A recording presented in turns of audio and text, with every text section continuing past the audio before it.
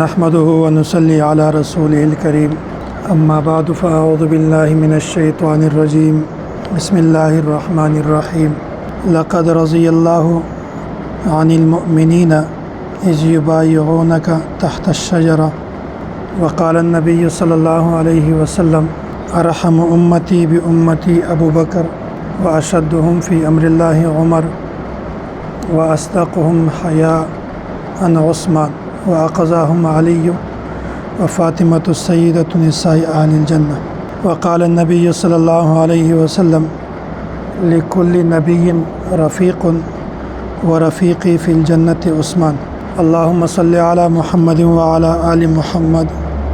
كما صليت على إبراهيم وعلى آل إبراهيم إنك حميد مجيد اللهم بارك على محمد وعلى آل محمد كما باركت على إبراهيم وعلى آل إبراهيم إنك حميد مجيد۔ قربانی کا سیزن گزر گیا۔ اسی قربانی میں ہم نے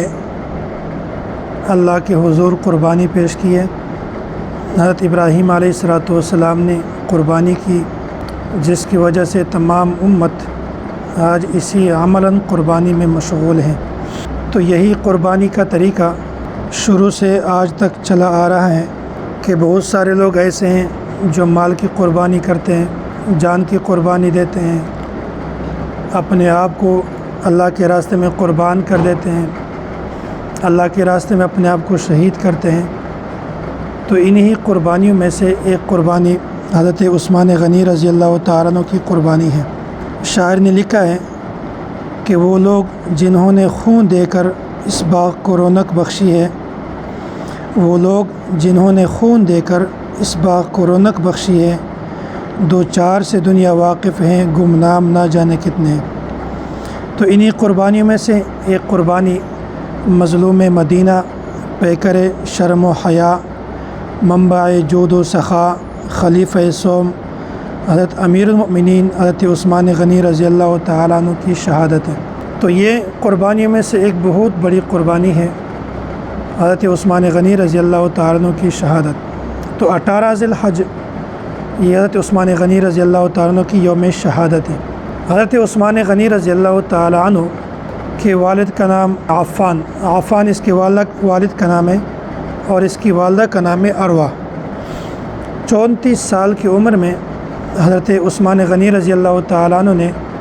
حضرت ابوبکر صدیق رضی اللہ تعالیٰ عنہ کے دعوت پر اسلام قبول کیا، اور سب سے پہلے اسلام قبول کرنے والے حضرت ابوبکر صدیق رضی اللہ تعالیٰ عنہ تھے۔ اور جب انہوں نے اسلام قبول کیا، اس کے بعد جتنے بھی اس کے دوست احباب تھے، جاننے والے تھے، تعلق والے تھے، ان سب کو اسلام کی دعوت دی، اور ان کے ساتھ اس بات پر مشورہ کیا، ان کو دعوت دی، ان کو بات سمجھائی ہے، یہاں تک کہ بہت ساروں نے انہوں نے یہی پیشکش قبول کر لی اور کہا کہ ہمیں اللہ کے حضور پیش کرو تاکہ ہم اسلام قبول کریں۔ انہی میں سے حضرت عثمان غنی رضی اللہ تعالیٰ عنہ بھی تھے۔ تو حضرت عثمان غنی رضی اللہ تعالیٰ عنہ کی ابتدا سے ہی یہی دل میں خواہش تھی کہ میں اسلام کو قبول کروں، لیکن جب حضرت ابوبکر صدیق رضی اللہ تعالیٰ عنہ نے اس کو اسلام کی دعوت دی، تو انہوں نے ایک مرتبہ خود ابوبکر صدیق رضی اللہ تعالیٰ عنہ کو فرمایا کہ چلتے ہیں اللہ کے نبی صلی اللہ علیہ وسلم کے پاس اور ان کے ہاتھ پر بیعت کرتے ہیں۔ یہی بات کہہ رہے تھے کہ اچانک اللہ کے نبی صلی اللہ علیہ وسلم خود تشریف لائیں۔ تو یہ ایسا معاملہ ہے جیسے کنواں پیاسے کے پاس آ جاتے ہیں۔ اصل میں تو پیاس بجھانے والے کی ضرورت ہوتی ہے، پیاسے کی ضرورت ہے کہ وہ کنویں کے پاس جائیں اور پیاس بجھائیں، لیکن یہاں پر جب انہوں نے خواہش کا اظہار کیا تو کنواں اللہ کے نبی صلی اللہ علیہ وسلم پیاسے کے پاس خود آئے، اور انہوں نے اس وقت حضرت عثمان غنی رضی اللہ تعالیٰ عنہ کو فرمایا، اے عثمان، تم جنت کو قبول کرو، مجھے اللہ تعالیٰ نے تمہارے اور تمام مخلوقات کے لیے ہدایت کا ذریعہ بنا کر بھیجے۔ تو یہی بات تھی کہ حضرت عثمان غنی رضی اللہ تعالیٰ عنہ یہی بات سنتے تھے، فوراً انہوں نے اسلام قبول کر دیا۔ اور حضرت عثمان غنی رضی اللہ تعالیٰ عنہ اسلام قبول کرنے کے بعد وہی صحابی ہیں جس کے ملکیت میں یا جس کے پاس اللہ کے نبی صلی اللہ علیہ وسلم کی 2 صاحبزادیاں یک کے بعد دیگر ان کے نکاح میں آ گئی تھی۔ اور حضرت عثمان غنی رضی اللہ تعالیٰ عنہ وہ صحابی ہیں کہ جن کا تذکرہ، جن کا شمار 10 مبشرہ میں ہوتے ہیں، ان کے خلفاء میں ان کا نام شمار کیا جاتا ہے۔ اور حضرت عثمان غنی رضی اللہ تعالیٰ عنہ وہ صحابی ہیں کہ جن کو اللہ کے نبی صلی اللہ علیہ وسلم نے بار بار جنت کی بشارت دی۔ تو حضرت عثمان غنی رضی اللہ تعالیٰ نے جب اسلام قبول کر دیا تو اسلام قبول کرنے کے بعد ان کے چچا کی طرف سے بہت زیادہ مسائل کا سامنا کرنا پڑا، ان کو تکلیفیں دی ہیں، ان کو دھمکیاں دی ہیں۔ تو حضرت عثمان غنی رضی اللہ تعالیٰ نے دھمکیوں کو، تکلیفوں کو، سزاؤں کو برداشت کیا اور کہا کہ میں اللہ کے دین کو، اسلام کو اور اللہ کے نبی صلی اللہ علیہ وسلم کی اسلام کے دامن کو کبھی بھی چھوڑنے والا نہیں ہوں۔ تو اسی طرح حضرت عثمان غنی رضی اللہ تعالیٰ نے اسلام قبول کیا اور ان کو 10 مبشرہ میں شمار کیا گیا اور کئی مرتبہ جنت کی بشارت دی گئی ہے۔ اور اسی کی نکاح میں اللہ کے نبی صلی اللہ علیہ وسلم کی 2 صاحبزادیاں تھیں، یک کے بعد دیگر ہے۔ اسی طرح حضرت عثمان غنی رضی اللہ تعالیٰ عنہ کو ذو النورین بھی کہا جاتا ہے۔ ذو النورین اس کا مطلب یہ ہے کہ اللہ کے نبی کی 2 بیٹیاں حضرت رقیہ اور حضرت ام کلثوم رضی اللہ تعالی عنہ، یہ دونوں حضرت عثمان غنی کے نکاح میں تھے۔ لیکن بعض ناواقف لوگ یہ ذو النورین سے یہ اعتراض کرتے ہیں کہ ذو النورین، یہ نورین تثنیہ ہے، یہ نور سے ہیں۔ اس کا مطلب یہ ہے کہ ان کی ایک اہلیہ بھی نور ہے، دوسری اہلیہ بھی نور ہے۔ تو اس کا مطلب یہ ہے کہ اللہ کے نبی خود نور ہیں تو لہٰذا اس کے اولاد بھی نور ہے۔ پہلی بات تو یہ ہے کہ نور جو ہوتا ہے ان کے اولاد نہیں ہوتے، بشر کے اولاد ہوتے ہیں۔ دوسری بات یہ ہے کہ ان کو نور ذو النورین اس بنیاد پر نہیں کہتے ہیں کہ 2 نور ہیں، جس طرح ان کا ایک اعتراض ہوتا ہے۔ تو نورین اس کا مطلب یہ ہے کہ اللہ کے نبی صلی اللہ علیہ وسلم کی 2 صاحبزادیاں حضرت عثمان غنی رضی اللہ تعالیٰ عنہ کی نکاح میں تھی۔ تو نور سے مراد وہ نور نہیں ہے جس کو بعض حضرات نور اور بشر سمجھتے ہیں، نہیں، بلکہ نور سے مراد، نورین سے مراد اللہ کے نبی صلی اللہ علیہ وسلم کی 2 صاحبزادیاں۔ تو جب حضرت عثمان غنی رضی اللہ تعالیٰ عنہ کی نکاح میں اللہ کے نبی صلی اللہ علیہ وسلم نے اپنی بیٹی حضرت رقیہ رضی اللہ تعالیٰ یہ نکاح میں دے دی ہیں، تو کچھ عرصہ بعد حضرت رقیہ رضی اللہ تعالیٰ عنہ کا انتقال ہوا، دنیا سے چلی گئی ہے۔ دنیا سے جانے کے بعد اللہ کے نبی صلی اللہ علیہ وسلم نے اپنی دوسری صاحبزادی کا حضرت ام کلثوم رضی اللہ تعالیٰ عنہ کا نکاح حضرت عثمان غنی رضی اللہ تعالیٰ عنہ کے ساتھ کر دیا۔ اور اس وقت اللہ کے نبی فرماتے ہیں کہ یہ جبرائیل امین ہے اور یہ جو کہہ رہے ہیں یہ اللہ کے حکم سے کہہ رہے ہیں۔ اللہ فرماتے ہیں کہ اے میرے نبی، آپ دوسری بیٹی بھی حضرت عثمان غنی رضی اللہ تعالیٰ عنہ کو دے دیں۔ تو یہ انہوں نے اپنی مرضی سے نہیں کیا دوسرا نکاح، بلکہ اللہ تعالیٰ کا حکم تھا کہ اس کی ایک اہلیہ فوت ہو گئی جو آپ کی بیٹی ہیں، لہٰذا آپ دوسری بیٹی اس کے نکاح میں دے دیں۔ جب دوسری بیٹی حضرت ام کلثوم رضی اللہ تعالیٰ عنہ کا انتقال ہوا تو حضرت عثمان غنی رضی اللہ تعالیٰ عنہ بہت زیادہ پریشان ہوئے۔ اور یہ ایک فطرتی واقعہ ہے کہ جب کسی کا اہلیہ نہ ہو یا فوت ہو جائے تو عموماً اس کی طبیعت مایوس ہو جاتی ہے، پریشان ہو جاتے ہیں، ہمیشہ غمگین رہتا ہے۔ تو اللہ کے نبی صلی اللہ علیہ وسلم نے فرمایا تھا، ایک روایت میں یہ بات موجود ہے کہ اے عثمان، اگر میری 40 بیٹیاں ہوتی تو میں یک کے بعد دیگر آپ کے نکاح میں دے دیتا۔ یعنی کہ اگر ایک بیٹی میری فوت ہو جاتی تو دوسرے کا نکاح آپ کے ساتھ کرا دیتا، دوسری فوت ہو جاتی تیسرے کا کرا دیتا، چوتھے کا کرا، اس طرح کہ اگر میری 40 بیٹیاں ہوتی تو میں یک کے بعد دیگر آپ کے نکاح میں دے دیتا۔ اور ایک روایت میں یہ بات ہے کہ اللہ کے نبی فرماتے ہیں کہ اے عثمان، اگر میری 100 بیٹیاں ہوتی تو میں پھر بھی یک کے بعد دیگر آپ کے نکاح میں دے دیتا۔ تو اس سے بڑا کمال کیا ہوتا ہے؟ تو حضرت عثمان غنی رضی اللہ تعالیٰ عنہ کے بارے میں بہت سارے مناقب ہیں، بہت سارے فضائل ہیں، یہاں تک کہ حضرت عثمان غنی رضی اللہ تعالیٰ عنہ انہوں نے 2 مرتبہ ہجرت کی ہے، 2 مرتبہ ہجرت کی ہے۔ ایک مرتبہ حضرت رقیہ رضی اللہ تعالیٰ عنہ کے ساتھ اللہ کے نبی صلی اللہ علیہ وسلم کے حکم پر حبشہ کی طرف ہجرت کی ہے، اور دوسری مرتبہ حضرت عثمان غنی رضی اللہ تعالیٰ نے ہجرت کیا ہے مدینہ کی طرف۔ تو یہ دونوں مرتبہ ہجرت جو کیا ہے یہ دین کی خاطر کی ہے اور اللہ کے نبی صلی اللہ علیہ وسلم کے حکم سے کیا ہے۔ اسی وجہ سے ان کو ذو الہجرتین بھی کہا جاتا ہے کہ 2 مرتبہ انہوں نے صرف اسلام اور دین کی خاطر ہجرت کی۔ اور اللہ کے نبی صلی اللہ علیہ وسلم یہ شرم و حیا کے پیکر تھے۔ شرم و حیا کے پیکر کیسے ہیں؟ اللہ کے نبی صلی اللہ علیہ وسلم کا فرمان ہے ارحم امتی و امتی ابو بکر و اشدہم فی امر اللہ عمر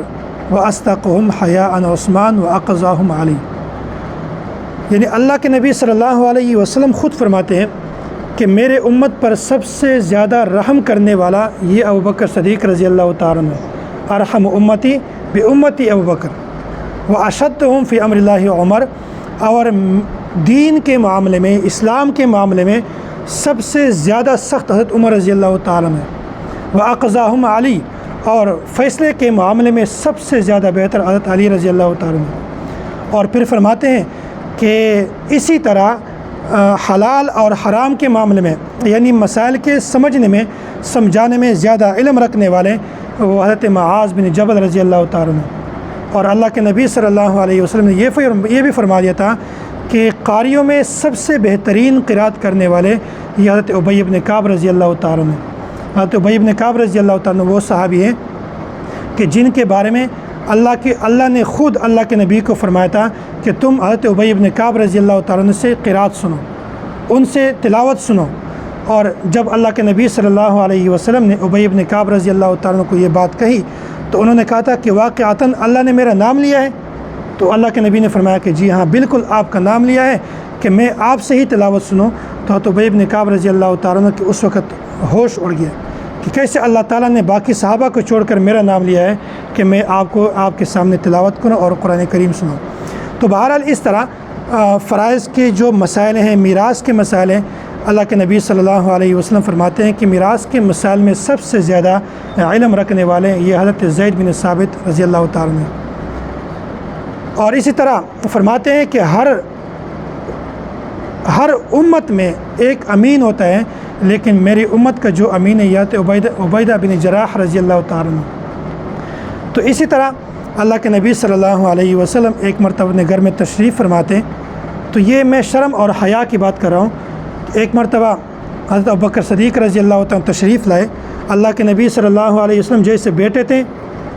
ابوبکر صدیق نے اجازت مانگی، اللہ کے نبی نے اجازت دی، تو اجازت دینے کے بعد جب ابوبکر صدیق رضی اللہ تشریف لائے تو اللہ کے نبی صلی اللہ علیہ وسلم جس طرح پہلے بیٹھے تھے بعد میں بھی اسی طرح بیٹھے تھے۔ اور اس کے بعد حضرت عمر فاروق رضی اللہ تعالیٰ تشریف لائے، اجازت مانگی، اللہ کے نبی نے اجازت دی، تو اجازت دینے کے بعد جب اندر آئے تو جس طرح پہلے بیٹھے تھے بعد میں بھی اسی طرح بیٹھے تھے۔ تیسری مرتبہ حضرت عثمان غنی رضی اللہ تعالیٰ نے اجازت مانگی، یا رسول اللہ اجازت اندر آنے کی؟ اللہ کے نبی صلی اللہ علیہ وسلم نے اجازت سے پہلے اپنے کپڑوں کو سمیٹا ہے، جس طرح ادب اور احترام کرتے ہیں، اپنے کپڑوں کو سمیٹا ہے، سیدھا ہو گئے۔ اس کے بعد حضرت عثمان غنی رضی اللہ تعالیٰ کو اجازت دی۔ تھوڑی دیر بعد امی عائشہ رضی اللہ تعالیٰ عنہ نے اللہ کے نبی سے سوال کیا، یا رسول اللہ حضرت ابوبکر صدیق رضی اللہ تعالیٰ وہ بھی تشریف لائیں، حضرت عمر فاروق رضی اللہ تعالیٰ وہ بھی تشریف لائیں، لیکن آپ تو جس طرح پہلے بیٹھے تھے بعد میں بھی اسی طرح بیٹھے تھے، لیکن جب حضرت عثمان غنی رضی اللہ تعالیٰ تشریف لائے تو آپ نے شرم اور حیا کی وجہ سے اپنی حیت کو تبدیل کیا، کپڑوں کو سمیٹ لیا۔ تو اللہ کے نبی نے فرما دیا تھا کہ سنو، جس بندے سے فرشتے شرم حیا کرتے ہیں اس سے اللہ کے نبی کیوں حیا نہ کریں، اس سے آپ کے نبی کیوں حیا نہ کریں جس سے فرشتے شرم اور حیا کرتے ہیں۔ تو یہ حضرت عثمان غنی رضی اللہ تعالیٰ یہ شرم اور حیا کے پیکر تھے۔ اسی طرح حضرت عثمان غنی رضی اللہ تعالیٰ کو ایک اعزاز اور بھی ملا ہے، وہ ہے کاتب وحی کا۔ حضور علیہ الصلوۃ والسلام کے دیگر بھی کاتبین وحی تھے، وحی کو لکھنے والے تھے، قرآن کریم کو لکھنے والے تھے، احادیث کو لکھنے والے تھے، لیکن اسی کاتبین وحی میں حضرت عثمان غنی رضی اللہ تعالیٰ بھی تھے۔ سورۃ الحجرات سے لے کر بالکل آخر تک سب سے پہلے قرآن کریم حضرت عثمان غنی رضی اللہ تعالیٰ نے لکھا۔ اسی طرح آخری بات بیعت رضوان کے متعلق ہے کہ جب حضرت عثمان غنی رضی اللہ تعالیٰ کو اللہ کے نبی صلی اللہ علیہ وسلم نے سفیر بنا کر بھیجا کہ آپ مکہ میں جائیں اور یہ معاملات کریں، جب وہاں پہنچ گئے تو اس کے بعد یہ بات مشہور ہو گئی کہ حضرت عثمان غنی رضی اللہ تعالیٰ عنہ کو شہید کر دیا گیا۔ تو اللہ کے نبی صلی اللہ علیہ وسلم نے صحابہ کرام کو جمع کیا۔ روایت میں آتے ہیں کہ 1400 صحابہ کرام اللہ کے نبی نے ان کو جمع کیا اور ان سے کہا تھا کہ حضرت عثمان غنی کو شہید کیا گیا ہے، تو لہٰذا ہم بیعت کرتے ہیں کہ جب تک ہم حضرت عثمان غنی کا بدلہ نہیں لیں گے ہم اس وقت تک آرام سے نہیں بیٹھیں گے۔ تو سب نے اسی موت پر بیعت کر دی، اور حضرت عثمان غنی رضی اللہ تعالیٰ عنہ یہ وہیں پر تھے۔ تو حضرت عثمان غنی رضی اللہ تعالیٰ عنہ وہ صحابی تھے کہ جس کا بدلہ لینے پر 1400 صحابہ کرام نے یک بار جمع ہو کر اللہ کے نبی کے ہاتھ پر بیعت کی، اور پھر جب اللہ کے نبی کے ہاتھ پر صحابہ کرام ہاتھ رکھتے تھے، آخر میں اللہ کے نبی نے اپنے ہاتھ پر اپنا ہاتھ رکھا اور کہا تھا کہ یہ ہاتھ جو ہے یا تو عثمان غنی رضی اللہ تعالیٰ عنہ کا ہاتھ ہے۔ تو جو بندہ اپنے ہاتھ کو عثمان غنی رضی اللہ تعالیٰ عنہ کا ہاتھ کہتے ہیں تو ان کا کتنا بڑا مقام اور مرتبہ ہوگا۔ اسی طرح حضرت عثمان غنی رضی اللہ تعالیٰ عنہ خود فرماتے ہیں کہ جب میں نے اللہ کے نبی صلی اللہ علیہ وسلم کے ہاتھ پر بیعت کی ہے، اس کے بعد سے لے کر آج تک میں نے یہ ہاتھ کبھی بھی اپنے شرمگاہ کے قریب نہیں کیا، میں نے یہ ہاتھ کبھی بھی اپنے شرمگاہ کے قریب نہیں کیا۔ تو اسی طرح عثمان غنی رضی اللہ تعالیٰ عنہ یہ جب وہاں پر مکہ مکرمہ میں گئے تو مشرکین اللہ کے نبی صلی اللہ علیہ وسلم صحابہ کرام یہ عمرے کی نیت سے جا رہے تھے۔ وہاں پر جب حضرت عثمان غنی رضی اللہ تعالیٰ عنہ تشریف لے گئے سفیر ہونے کی نیت سے، یہاں پر اللہ کے نبی تک پیغام پہنچا کہ ان کو شہید کیا گیا ہے، انہوں نے بیعت کی ہے۔ وہاں پر حضرت عثمان غنی رضی اللہ تعالیٰ عنہ زندہ ہیں، لیکن مشرکین نے ان سے کہا تھا کہ ہم آپ کے نبی کو تو اجازت نہیں دیتے عمرہ کرنے کی، لیکن آپ کو ہم اجازت دیتے ہیں کہ آپ عمرہ بھی کریں، آپ طواف بھی کریں، جو کرنا چاہتے ہیں کرو۔ لیکن حضرت عثمان غنی رضی اللہ تعالیٰ عنہ کو دیکھو، انہوں نے کہا تھا کہ جب تک میرا نبی حج اور عمرہ نہیں کرتا، طواف نہیں کرتا، اس وقت تک میں بھی عمرہ اور طواف نہیں کروں گا۔ تو حضرت عثمان غنی رضی اللہ تعالیٰ عنہ وہ صحابی ہیں کہ جس کے نکاح میں یکے بعد دیگریں اللہ کے نبی صلی اللہ علیہ وسلم کی 2 صاحبزادیاں تھیں، اور حضرت عثمان غنی رضی اللہ تعالیٰ عنہ یہ وہ صحابی ہیں کہ جن کا نام 10 مبشرہ میں شمار کیا گیا ہے اور خلفائے راشدہ میں اس کا نام ہے، اور اللہ کے نبی صلی اللہ علیہ وسلم نے کئی مرتبہ ان کو جنت کی بشارت دی ہے۔ اللہ تعالی ہم سب کو دین کی سمجھ عطا فرمائے، اللہ تعالی ہم سب کو صحابہ کرام کے ساتھ محبت عقیدت عطا فرمائے۔ وآخر دعوانا ان الحمد للہ رب العالمین۔